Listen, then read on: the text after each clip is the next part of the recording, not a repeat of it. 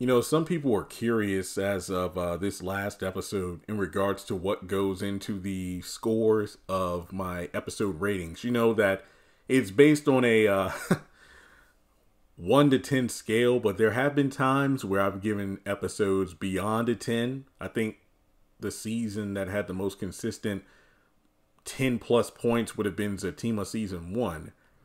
There have been episodes where I'm pretty sure there were a few where I gave an episode like a 0, and then there were episodes that got negatives. And you know, I'm not going to have like a chart or anything on screen dictating exactly what goes into a 2 out of 10 episode or an 8 out of 10 episode, but if you've been on this channel long enough, you kind of get a feel of where my scores come from. I just don't cherry pick them out of thin air. There's some thought. The things I look for in an episode is the entertainment factor, pacing, acting, plot, and most importantly, development as well as a progression of the story.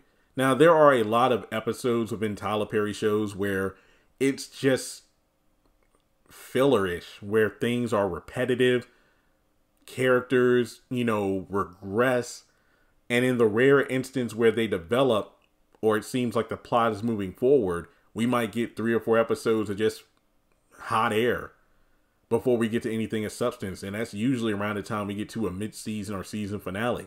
But for me, there's somewhat of a shift because, you know, with the new dynamic of the writing team and everything and the sisters that we're seeing now, there are different ways to look at the scoring system. Now, we're not always going to agree, and that's kind of fun. I'd rather have a channel where people have different opinions than a bunch of yes men or yes women where every time I post something, yeah, Jeremy, we agree. But I love the fact that there are people who disagree with me at times because sometimes it allows me to have a new perspective, especially when it comes from females because, well, hey, I'm not capable of having the female perspective because I'm a male. So to get feedback from fans like, well, actually, Jeremy, I'm in a situation like Karen, or, you know, I've dealt with something like Danny. So from my perspective, you know, and I'm like, oh, okay, well, it gives me new appreciation for certain episodes or scenes. Now, 10 out of 10 episodes, I feel like it's fun the whole way through. You know, the enjoyment factor is there. The characters say or do something that has me going, okay, this is great. And especially the cliffhanger is chef's kiss. But for example, one good scene can't save a bad episode. For example, the Aaron scene, I gave it multiple points because it's something we've wanted to see for years. The scene was acted well, and Aaron has said something.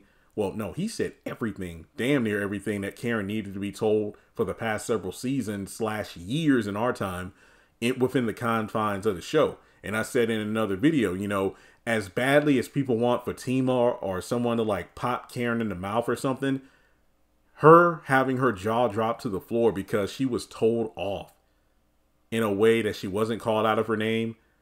She was forced to face the errors of her own doings or her own wrongdoings, the way she talks to people, the way she treats people, hell, even the way she looks at life.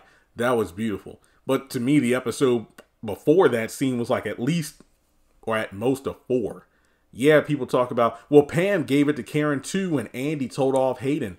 Those were very good scenes. But my thing about it is, a good scene might earn an episode a few points, but it doesn't really matter unless those scenes have an impact. Like, for example, if Pam goes right back to being Karen's lapdog, or if Hayden continues to get the one-up on Andy in the next episodes, it doesn't really matter. I mean, it was a great scene in and of itself, but still. And it's like I say at the end of a season when I do a season recap, man, this season is really low on my ranking. Sure, it got really good towards the end, but 2 or 3 episodes out of 22 doesn't mean the season was good. It's like, you know, taking a 50-question exam, and just because you did good on the essay question that was like 20 points and you might have gotten a couple of the hard questions correct, you're still failing. That doesn't mean you passed the test. So for me, just keeping in mind that if I give an episode like a 7 when you think I should give it a 4, it just means, well, aside from it having a few good moments, maybe I enjoyed the episode more